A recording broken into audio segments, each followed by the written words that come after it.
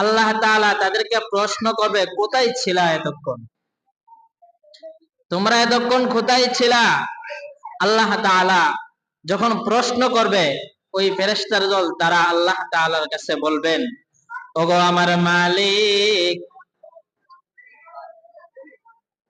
গোয়াল গাঙ্গাল নূরে মদিনা রহিমা খাতুন আব্দুল মালিক হাফিজিয়া মাদ্রাসা তোমার বন্ধুর বাগান, সেই বাগানে রাত দিন 24 ঘন্টার মধ্যে কি 20 ঘন্টায় তোমার কালামের তেলাওয়াত চলতে থাকে। ওইখানে আজকে বাৎসরিক মাহফিল, ওইখানে আমরা ছিলাম। আল্লাহ তাআলা বলে, তাই নাকি? বলে, হ্যাঁ, আমরা ওইখানে ছিলাম। আল্লাহ তাআলা বলে, ফেরেশতার দল, আমার বান্দা বান্দিরা কি চায়, তারা ওইখানে কি শুনে, কি বলে? ফেরেশতার দল ডাক দেয়া বলে, মালিক, তোমার বান্দা বান্দিরা তোমার জাহান্নাম থেকে মুক্তি চায় জান্নাতের আশায়। আল্লাহ তাআলা ফেরেশতাদেরকে ডাক দেয়া বলে, রে ফেরেশতার দল, আমার গোলাম বান্দা বান্দিরাকে আমি আল্লাহ তাআলাকে কখনো দেখেছেন? বলেন, আপনাকে কখনো দেখে নাই। আমার হাবিবকে কখনো দেখেছে? বলে, না, কখনো দেখে নাই। আমার জান্নাত কখনো দেখেছেন? বলে, না, কখনো দেখে নাই। আমার তৈরি জাহান্নাম কখনো দেখেছে? বলে, না, তারা কখনো দেখে নাই। আল্লাহ তাআলা বলেন, এই ফেরেশতার দল, তারা আমি আল্লাহকে দেখে নাই, আমার জান্নাত জাহান্নামকে দেখে নাই, আমার হাবিবকে দেখে নাই, তারপরও তারা জাহান্নামের ভয়ে জান্নাতের আশায় ওই নূরে হেরা মাদ্রাসায় বসিয়া বসিয়া আমার কথা, আমার হাবিবের কথা, আমার কালামে পাকের কথা শুনতেছিল। তোমরা সাক্ষী দেখো, আমি আল্লাহ তাআলা ওই গোলাম বান্দা বান্দীদের জীবনের সব সগীরা গুনাহগুলো মাফ করিয়া দিলাম। সুবহানাল্লাহ। তাহলে এখানে যে আজকে আমরা আসলাম, লাভ নাকি লস? কেমন লাভ? আল্লাহ তাআলা বলতেছেন, জীবনের পেছনের সব সগীরা গুনাহগুলো মাফ করিয়া দিলাম। যুবক ভাই, মুরব্বী বাবারা, আমি জানতে চাই, এই মাদ্রাসা, এটা এমন একটা মাদ্রাসা রে, এইরকম বিল্ডিং এই গ্রামে আর আছে নাকি নাই? কথা বলেন, আছে নাকি নাই? বহু বিল্ডিং আছে, যেই বিল্ডিং এ গেলে আপনার একটা নেকিও হবে না, যেই বিল্ডিং এ গেলে আরো গুনাহ হওয়ার সম্ভাবনা থাকে। কিন্তু এটা এমন একটা বিল্ডিং, এটা এমন একটা ঘর, যেই ঘরের মধ্যে 24 ঘন্টার মধ্যে 20 ঘন্টায় আল্লাহ কালামের পাকের তেলাওয়াত চলতে থাকে। ঠিক কিনা বলেন? এখানে আসলেই সওয়াব হবে, এখানে আসলেই সওয়াব হবে। আল্লাহ তাআলা বলতেছেন, গোলাম, তোমাদের গ্রামের পাশে যে মাদ্রাসা, ওই মাদ্রাসা কেমন দামি, কেমন দামি জানো? জীবনে বহু মাদ্রাসা দেখবা, জীবনে বহু বিল্ডিং দেখবা, কোন বিল্ডিং এ গেলে সওয়াব হবে না, কিন্তু এটা এমন একটা বিল্ডিং, এটা এমন একটা মাদ্রাসা, দুনিয়ার খাইছে এদের কোনো মাদ্রাসা না, এটার মধ্যে একমাত্র আমি আল্লাহর কালামের পাকের শিক্ষা দেওয়া হয়। ঠিক কিনা বলেন? যে কালামে পাকের ব্যাপারে আল্লাহ তাআলা বলছেন, আলিফ লাম মিম যালিকাল কিতাবু লা রাইবা ফীহি। আল্লাহ তাআলা বলতেছেন, এটা এমন একটা কিতাব, যে কিতাবের মধ্যে বিন্দু পরিমাণ কোনো ভুল নাই। কোন মুমিন বান্দা বান্দি যদি মনে করে এই কালামের মধ্যে ভুল আছে, আল্লাহ তাআলা বলে সাথে সাথে তার ঈমান চলে যাবে। ঠিক কিনা বলেন? এই যুবক ভাই, মুরব্বী বাবারা, আমি জানতে চাই, পৃথিবীর মধ্যে এমন কোন গ্রন্থ আছে কিনা, এমন কোন কিতাব আছে কিনা, যে কিতাবের মধ্যে কোনো ভুল নাই? কথা বলেন না কেন? কোনো ভুল নাই, এরকম কোন কিতাব আছে? বহু কিতাব আছে, প্রত্যেকটা কিতাবের শেষ পৃষ্ঠায় লেখক লিখে রাখে যদি কোনো ভুল হয় তাকে আমাকে ধরাই দিবেন, শুধরাই নিব। কিন্তু এমন কিতাব, যেই কিতাব এখানে 24 ঘন্টার মধ্যে 20 ঘন্টা তেলাওয়াত করা হয়, যে আল্লাহ পাক রব্বুল আলামিন আমাকে আপনাকে আমার আপনার নবীর উপরে যে কালামে পাক নাজিল করেছেন, এই কালামে পাকের কত শক্তি, কত মর্যাদা জানো? যে কালামের পাকের ওজন কোনো পাহাড় নিতে পারে নাই, কোনো সাগর নিতে পারে নাই। এই কালামে পাকের ওজন একমাত্র আদম সন্তান নিয়েছেন, ঠিক কিনা বলেন?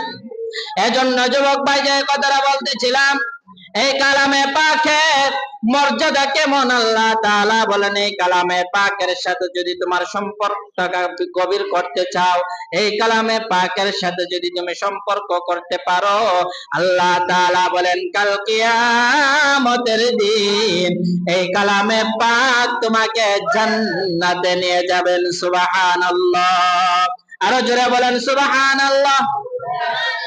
এই কালামে পাকের যদি আপনি প্রশ্ন করেন, এই কালাম তোর নাম কি রে, কালামে পাকের জবাব দিবেন আল্লাহ তাআলা কোরআনের মধ্যে সুন্দর করে বলতেছেন, বাল হুয়া কুরআনুম মাজিদ।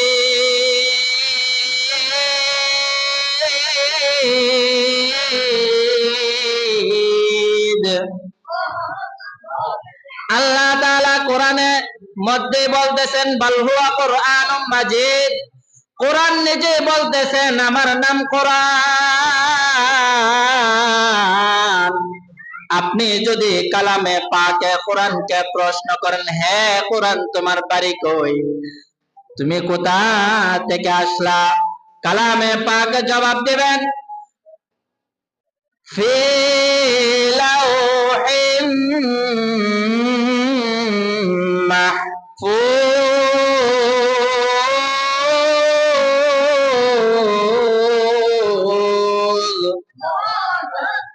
কালামে পাক জবাব দিবেন আমার বাড়ি হলো লাউহে মাহফুজ। যুবক ভাই, আপনাকে যদি প্রশ্ন করে, এই আব্দুল করিম তোমার বাড়ি কোথায়, কি বলবেন? আমার বাড়ি গোয়ালকাঙ্গাল, ঠিক কিনা বলেন? আব্দুল কুদ্দুস তোমার বাড়ি কোথায়? আমার বাড়ি অমুক জায়গায় ব্রাহ্মণবাড়িয়া। ব্রাহ্মণবাড়িয়া কোন জায়গায়, শহরে, ঠিক কিনা বলেন? আপনি কালামকে প্রশ্ন করবেন কোথায় বাড়ি, কালাম আপনারা প্রশ্নের উত্তরে বলবেন বাল হুয়া কুরআনুম মাজিদুম ফি লাউহিম মাহফুজ। কালামে পাকের বাড়ি হলো লাউহে মাহফুজ, ঠিক কিনা বলেন? এই কালামে পাক শেখার দরকার আছে কিনা বলেন? জোরে বলেন, এই কালামে পাক শেখার দরকার আছে কিনা? এই কালামে পাক শিখলে দুনিয়ার লাভ নাকি আখিরাতের লাভ? আখিরাতের লাভ। এখন শুধু আখিরাতের লাভ নাকি দুনিয়ার লাভ আছে? কথা বলেন না কেন? দুনিয়ার কোনো লাভ আছে নি? দুনিয়ার লাভ, আখিরাতের লাভ। এই কোরআন যদি কেউ শুদ্ধ করে পড়তে পারে, কেউ যদি শুদ্ধ করে পড়তে পারে রে, আল্লাহ তাআলা বলেন প্রত্যেকটা হরফে হরফে আল্লাহ তাআলা তোমার আমল নামায় 10টি করে নেকি দান করবেন। সুবহানাল্লাহ, আরো জোরে বলেন সুবহানাল্লাহ। তাহলে এই কালামে পাকের দাম কম নাকি বেশি? এই কালামে পাক যারা শিক্ষা করবে রে, তাদের দাম কম নাকি বেশি? জোরে বলেন, কম না বেশি? এই কালাম যেমন দামি, সেই কালাম দান করেছেন, নাজিল করেছেন দামি নবীর উপরে, ঠিক কিনা বলেন? যদি জানা দেখেন, বুঝে দেখেন, তাহলে প্রশ্নের উত্তর দিবেন এই কালামে পাক কার উপরে নাজিল হয়েছিল? একবার বলছি না কথা না বলার জন্য?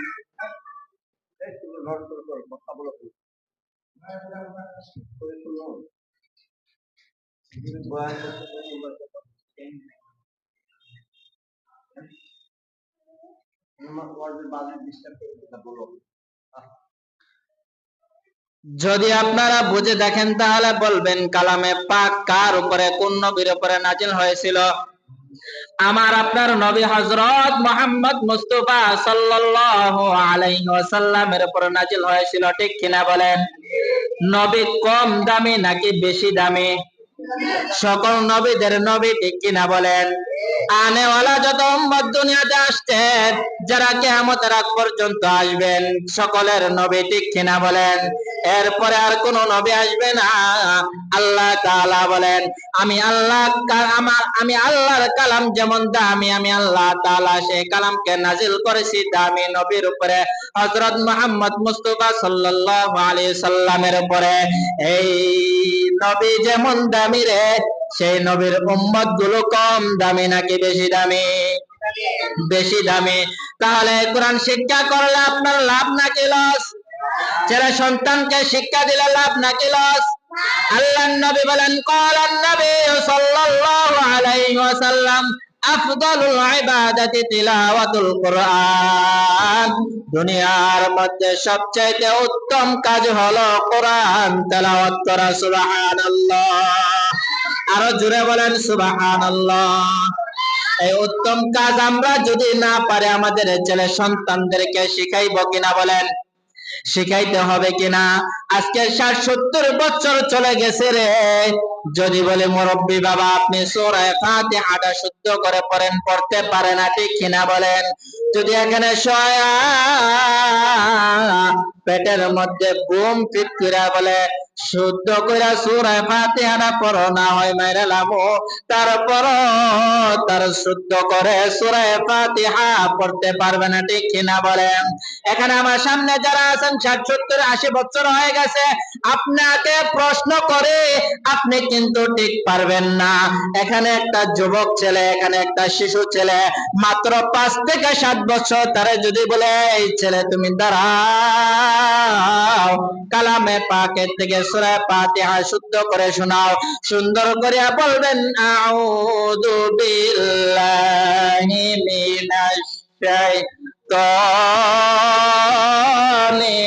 রাজিম, বিসমিল্লাহির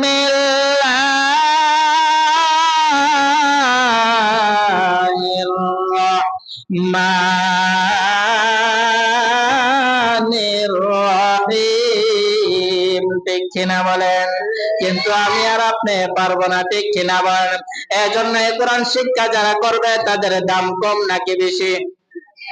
এই তালেবে ইলমরা যে রাস্তা দিয়ে হেঁটে যায়, আল্লাহর নবী বলেন তারা যে রাস্তা দিয়ে হেঁটে যাবে, যে কবরের পাশ দিয়ে হেঁটে যাবে রে, ওই রাস্তার নিচে, ওই তাদের পায়ের নিচে আল্লাহর তাআলার তৈরি ফেরেশতারা নূরের পর্দা বিছায় দেন। সুবহানাল্লাহ।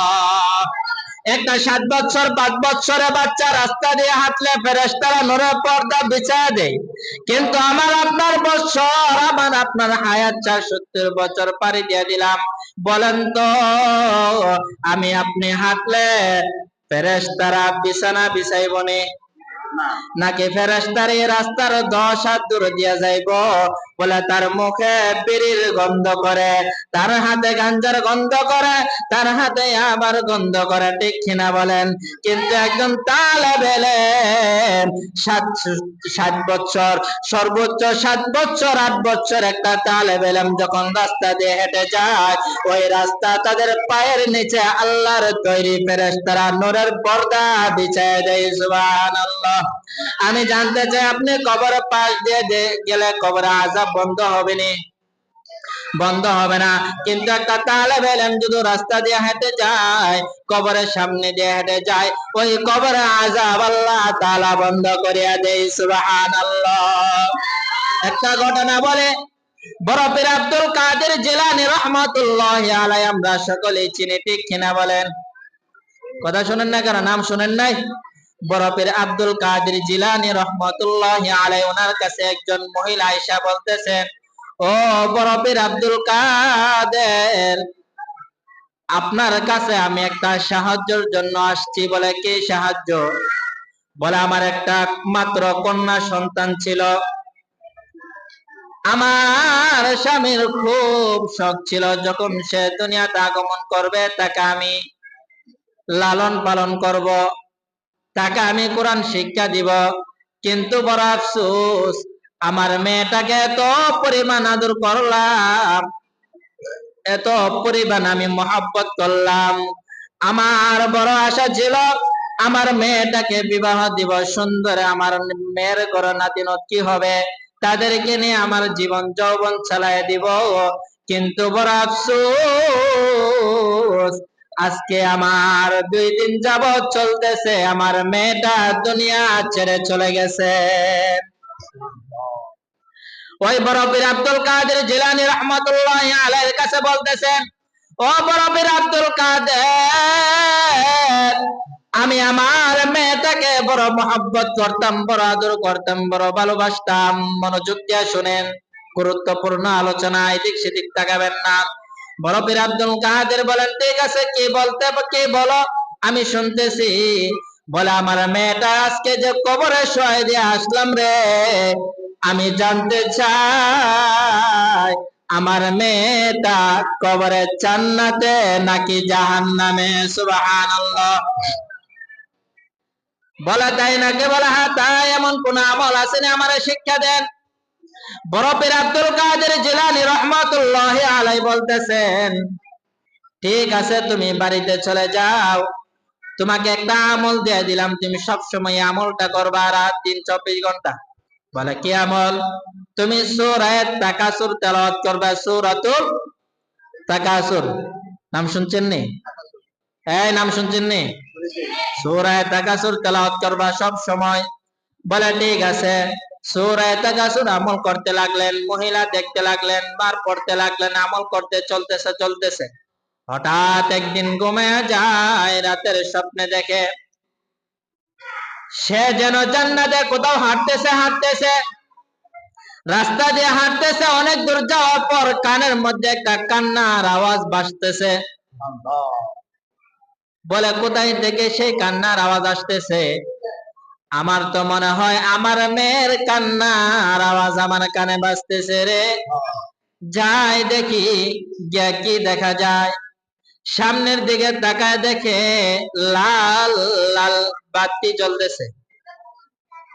বলে, হাই রে, সামনে যে লাল বাতি দেখা যায়, সামনে গিয়া দেখি কি অবস্থা। আর কোথায় থেকে আমার মেয়ের কান্নার আওয়াজ আমার কানে আসতেছে? যাই গিয়া দেখি, একটু সামনে গিয়া দেখে জাহান্নাম।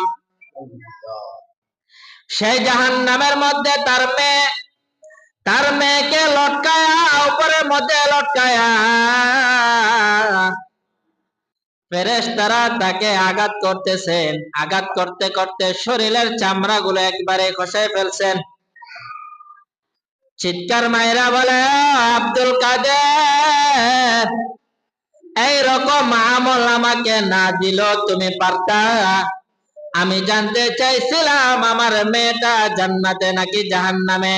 আমার মেয়ের কান্নার আওয়াজ আমার কলজায় লাগছে রে, আমি সহ্য করতে পারি নাই। এমনি ঘুম ভেঙে গেছেন। বড় পীর আব্দুল কাদের জিলানী রাহমাতুল্লাহি আলাইহির কাছে সকাল বেলা যায়।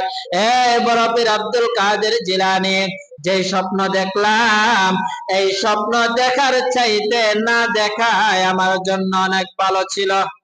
ঠিক কিনা বলেন?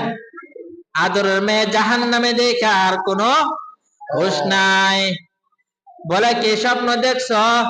বলে, আমি আমার মেয়েকে দেখছি জাহান্নামের মধ্যে হাউমাউ করে কাঁদতেছে আর বলতেছে, মা গো, দুনিয়ার মধ্যে আমার বিন্দু পরিমাণ কষ্ট সহ্য করতে পারতা না, আজকে আমি জাহান্নামের আংরায় ভুগতেছি, জাহান্নামের আযাবে ভুগতেছি, আমাকে উদ্ধার করে নাও। বড় পীর আব্দুল কাদের জিলানী রাহমাতুল্লাহি আলাইহি ওই মহিলার কাছে ডাক দিয়ে বলতেছেন, মহিলা, আমি জানতে চাই দুনিয়ার থাকাকালীন তোমার মেয়েটাকে কি তুমি কোরআন শিক্ষা দিয়েছো কিনা? বলে, না, আমি কখনো কোরআন শিক্ষা দেই নাই। তুমি তোমার মেয়েকে ইসলামের দিকে ধাবিত করছিলা কিনা? বলে, না। নামাজের দিকে ধাবিত করছিলা কিনা? বলে, না। তুমি নিজে নামাজ পড়ছনি? বলে, না, আমি পড়ি নাই। কোরআন পড়তে জানো? বলে না, জানি না। বড় পীর আব্দুল কাদের জিলানী রহমাতুল্লাহি আলাইহি ডাক দিয়ে বলে, রে মহিলা,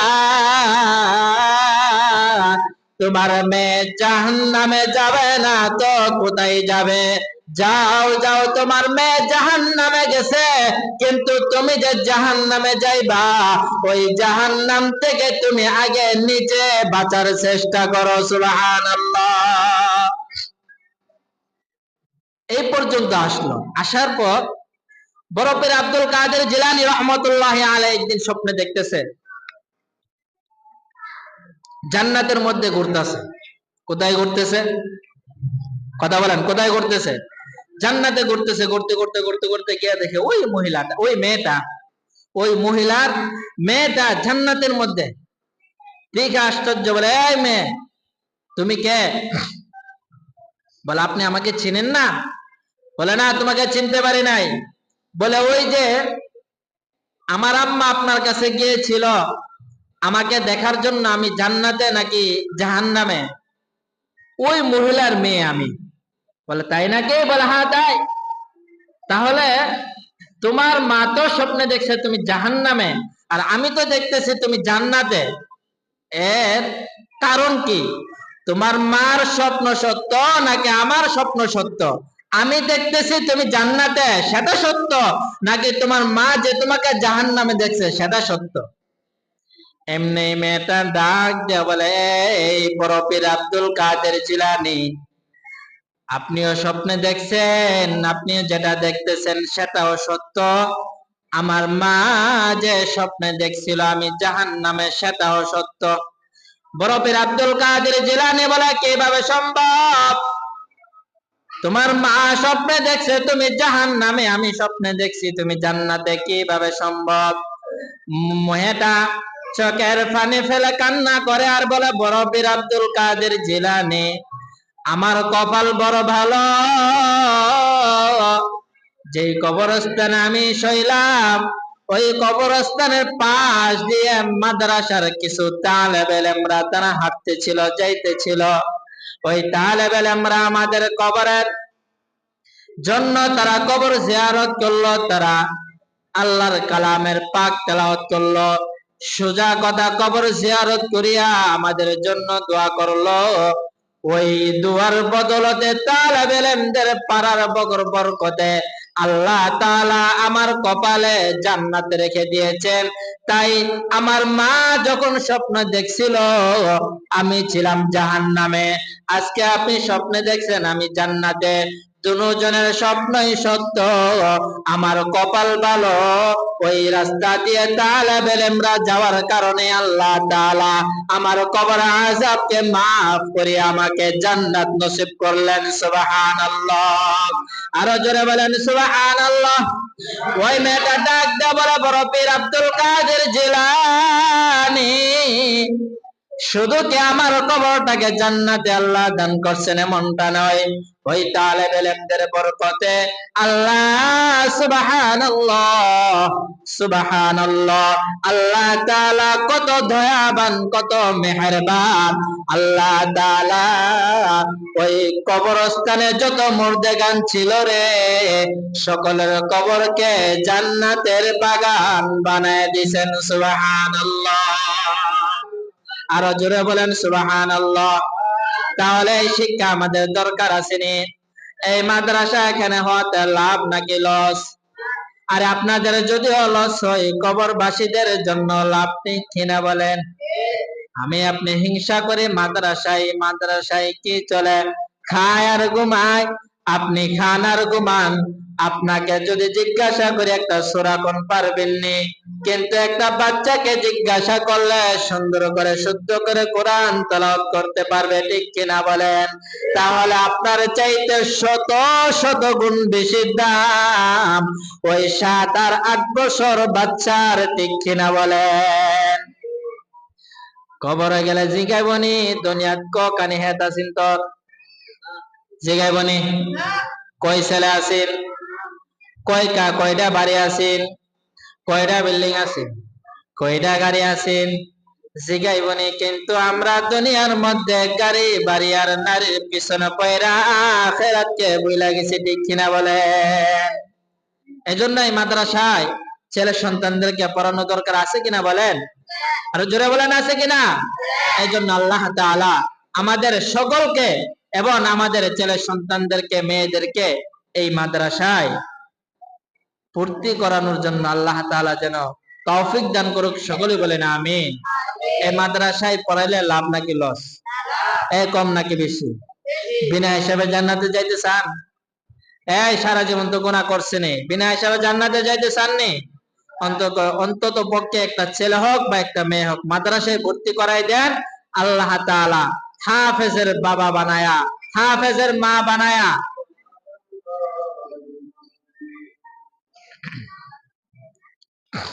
একটু সময় আজানটা হয়ে যাক। আল্লাহুম্মা রাব্বা হাযিহি দাওয়াতি তাম্মা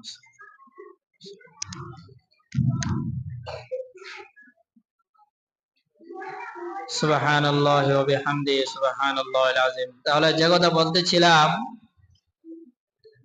যে এই মাদ্রাসায় পড়াইলে লাভ নাকি লস? কেমন লাভ?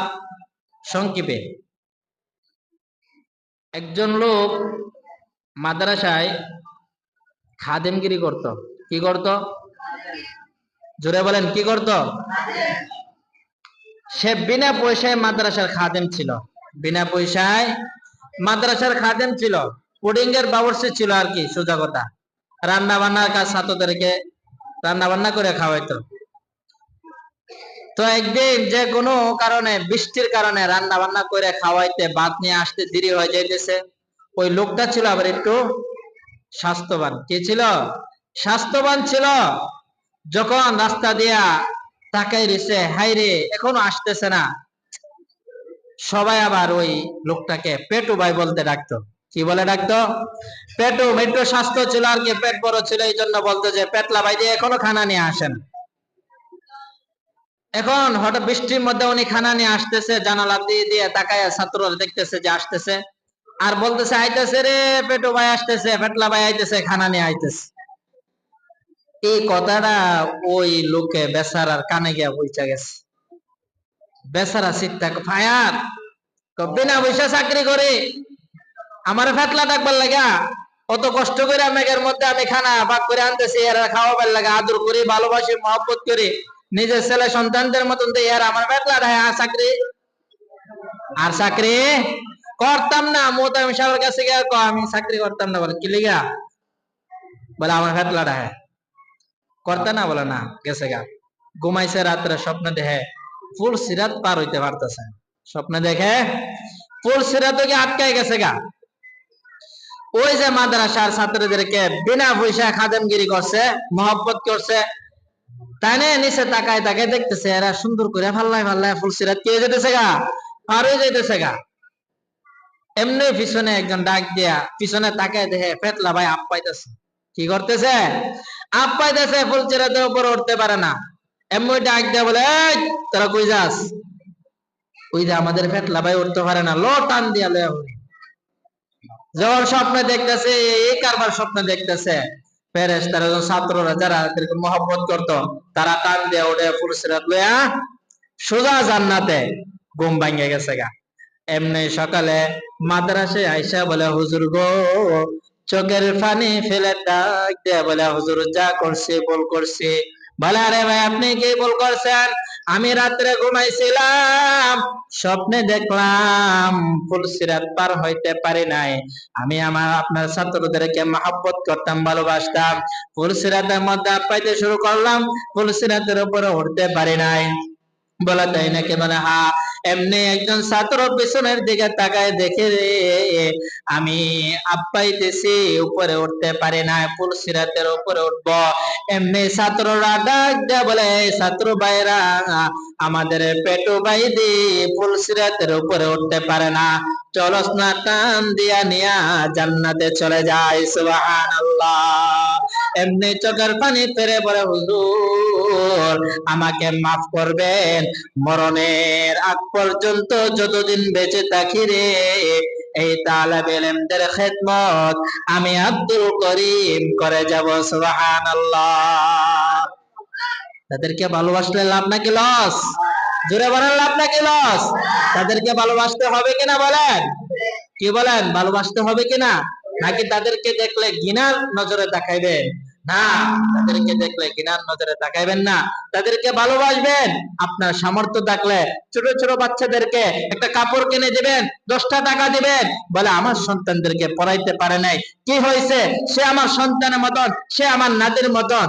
এই বাবু নেও 10টা টাকা মজা খাও, তোমার বাড়ি কই, তোমার মা বাবা আসেনি? যদি গরিব থাকে, তাকে সামর্থ্য থাকলে একটা কাপড় দিবেন, তাকে 10টা টাকা দিয়ে সহযোগিতা করবেন। আল্লাহর নবী বলেন, কাল কিয়ামতের দিন ওই তালেবে ইলম তোমাকে ছাড়া জান্নাতে কখনো যাবে না। আল্লাহ তাআলা আমাদের এই কথাগুলোর উপর বুঝে শুনে আমল করা তৌফিক দান করুন। সকলে বলেন আমিন। আরো জোরে বলেন আমিন। ওয়া আখিরু দাওয়ানা আলহামদুলিল্লাহি রাব্বিল আলামিন। আমরা যাদের ওযু আছে